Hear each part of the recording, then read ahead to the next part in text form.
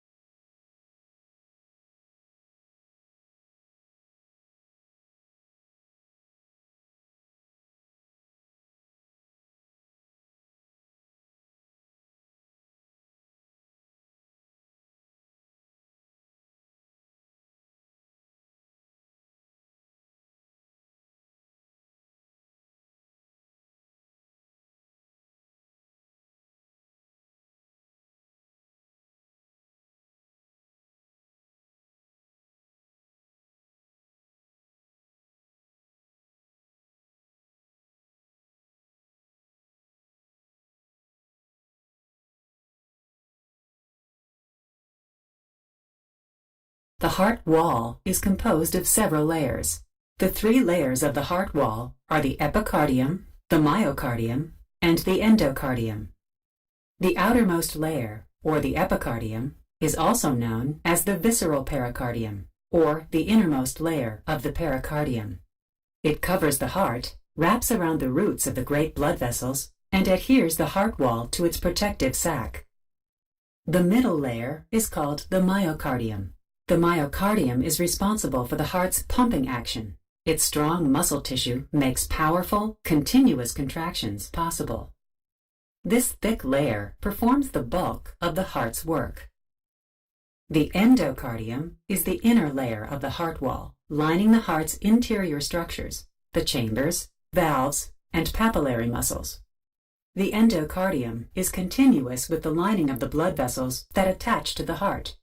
Together, these three layers of the heart wall aid contraction and relaxation as the heart pumps.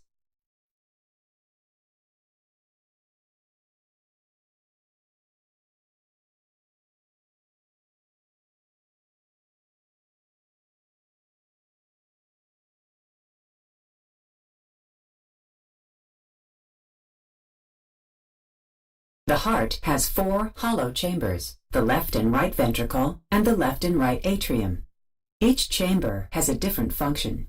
The right atrium receives oxygen-depleted blood and empties it into the right ventricle. This blood then flows to the lungs for gas exchange. Oxygenated blood from the lungs enters the left atrium and empties into the left ventricle. From there, it flows out of the heart into the arteries of systemic circulation to distribute oxygen throughout the body.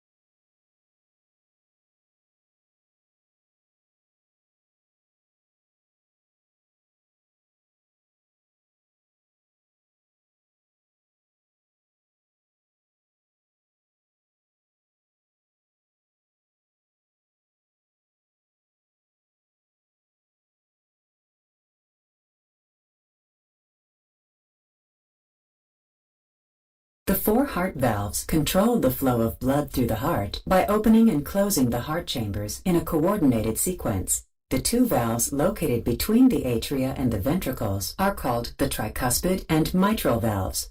These valves facilitate the flow of blood as it moves into the ventricles from the atria. The other two valves are the aortic and pulmonary semilunar valves. These valves prevent the backflow of blood into the segment it just exited. Each of the four valves is composed of flaps called leaflets or cusps, which prevent backflow of blood in the wrong direction.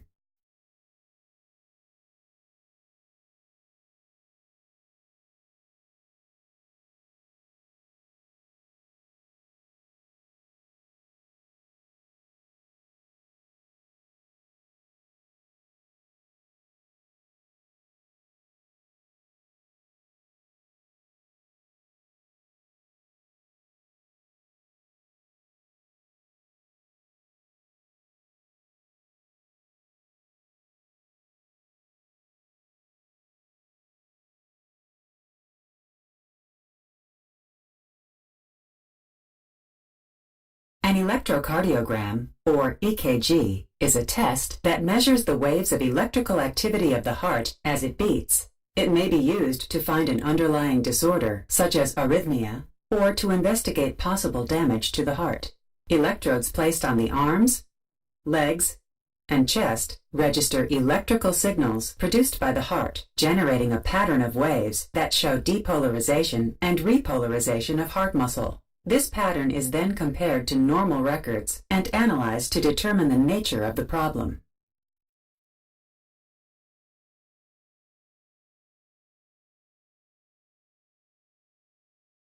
The heart's conduction system regulates the electrical impulses that make the heart beat. An impulse begins in a bundle of nerve tissue called the sinoatrial, or SA node. The impulse makes the atria contract, and blood empties into the ventricles. Next, the impulse travels to the atrioventricular, or AV node. It passes through the bundle of His, the bundle branches, and the Purkinje fibers. As the impulse reaches the ventricles, it triggers a contraction there, and the heart ejects blood.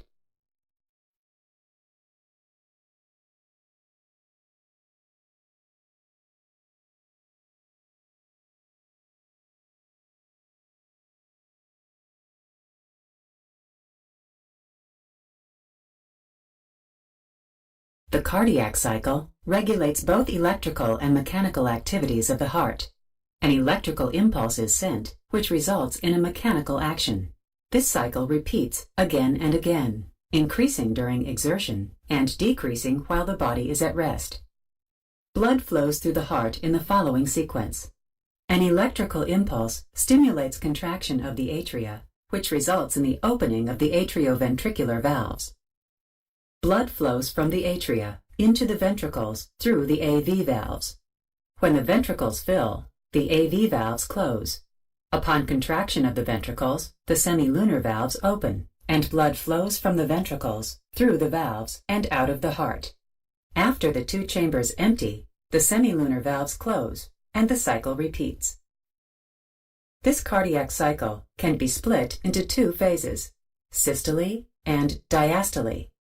Ventricular contraction and constriction is known as systole, while relaxation and expansion of the ventricles is called diastole. Diastole is longer and takes up 2/3 of the cardiac cycle. Systole is shorter and takes up the other third. During systole, the ventricles contract and pump blood out of the heart into the vascular system. This phase begins with the closure of the AV valves and ends with the closure of the semilunar valves. During diastole, the ventricles relax and fill with blood, which flows from the atria. Diastole starts with the closure of the semilunar valves and ends with the closure of the AV valves. Electrical impulses keep the heart